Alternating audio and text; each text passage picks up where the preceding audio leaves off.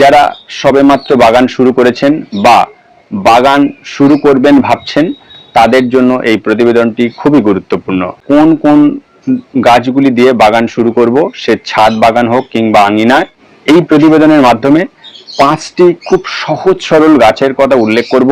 এই 5টি গাছ কি কি সেটি আমরা জানবো। প্রথমেই আমি যে গাছটি দেখাচ্ছি আপনারা সবাই চেনেন এবং বুঝতেও পারছেন যে এটি সাধারণ যে দেশীয় নয়নতারার গাছ, 5টি পাপড়িযুক্ত।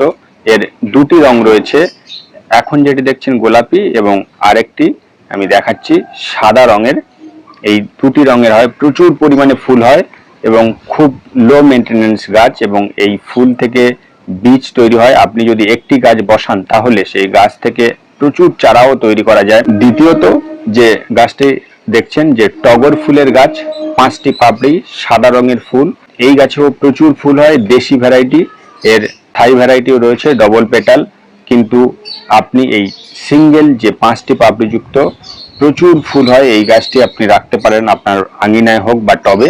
তৃতীয়ত জবা গাছ। এই জবা গাছ দেখছেন যে একেবারে দেশি সাধারণ যে জবা গাছ, সেই জবা গাছ গোলাপি রঙের ফুল হবে, এটি এখনো ফোটেনি। এর আরো একটি রং রয়েছে সাদা রঙের, প্রচুর ফুল হয়।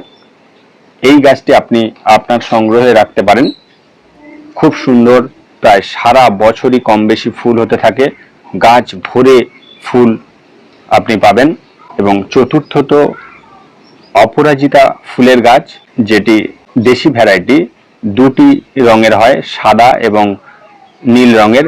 এই গাছ আপনি রাখতে পারেন, সারা বছর কম বেশি ফুল হয়, খুব কম যত্নের গাছ। 1 ভাগ মাটি, 1 ভাগ যে কোনো কম্পোস্ট এবং 1 ভাগ বালি দিয়ে আপনি মাটি প্রস্তুত করতে পারেন এবং খুব সহজেই এই গাছগুলো তৈরি করা যায়। প্রচুর সার দেওয়ার দরকার হয় না এবং সেই সঙ্গে সঙ্গে এই গাছের যে পোকামাকড়ের আক্রমণও খুব কম হয়। শেষ এবং পঞ্চম, আপনি এরকম পর্তুলাকা করতে পারেন বা টাইম ফুল হিসেবে পরিচিত, নাকি আমরা ঘাস ফুল বলে থাকি। এই ঘাস ফুল আপনি করতে পারেন। শুধুমাত্র ফুল হয়ে যাওয়ার পর দেখবেন যে যদি ছেঁটে দেওয়া যায় তাহলে আবার সেখান থেকে ছোট্ট ছোট্ট কচি কচি ডগা বেরোয় এবং সেখানে প্রায় সারা বছরই ফুল ফুটতে থাকে। এই পর্তুলাকা আপনি করতে পারেন। এরকম একটি অ্যালামুন্ডার গাছ আপনি করতে পারেন, যদিও এটি বিদেশি, কিন্তু এটি খুবই লো মেনটেনেন্স এবং সারা বছর আপনি ফুল পাবেন। দেখছেন যে একটি ছোট্ট গ্রো ব্যাগে আমি এই গাছটি বসিয়েছি, ডাল থেকে তৈরি করেছি গাছটি। 50% মাটি এবং 50% কম্পোস্ট রয়েছে। যে গাছটি খুব ছোট্ট গাছ এবং সেখান থেকে ফুল এসছে। এরকম সাধারণ যে গাছগুলো আমি দেখালাম, এই গাছগুলো আপনি বাড়িতে করতে পারেন, যে রোগ পোকার আক্রমণ সেরকম হয় না। মাটিও খুব সাধারণভাবেই তৈরি করতে পারেন, তাহলেই দেখবেন যে এই গাছগুলি খুব সুন্দরভাবে ফুল দেবে।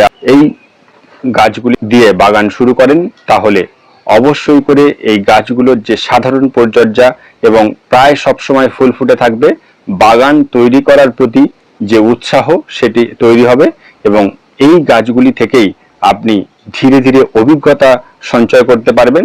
তারপরই আপনি যে বিদেশি যে সমস্ত ফুল গাছ রয়েছে সেটি আনুন এবং ধীরে ধীরে আপনার মনের মতন ছাদ বাগান তৈরি করুন। তো বন্ধুরা, এই ছিল আজকের ভিডিওটি লাইক এবং শেয়ার করবেন, আর এরকম ভিডিও পেতে চ্যানেলটি সাবস্ক্রাইব করে পাশে থাকা বেল বাটনে ক্লিক করে রাখবেন, তাহলে আমি নতুন ভিডিও আপলোড করার সাথে সাথেই আপনার ফোনে নোটিফিকেশন পৌঁছে যাবে আর আপনি সেই ভিডিও সবার প্রথমে দেখে নিতে পারবেন। দেখা হচ্ছে নেক্সট ভিডিওতে। নমস্কার।